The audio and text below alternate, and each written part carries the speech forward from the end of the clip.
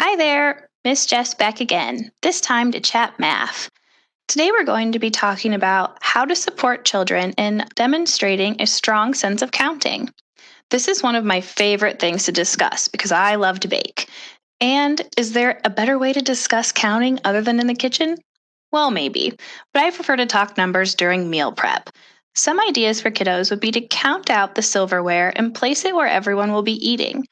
If this is a new skill, counting with your kiddo will help them understand the concept, such as one and one fork, two and two forks, and so on. Baking uses many different numbers and terms, which is great exposure to vocabulary.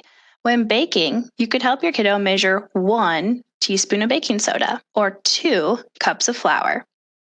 There are, of course, other ways to practice this skill too.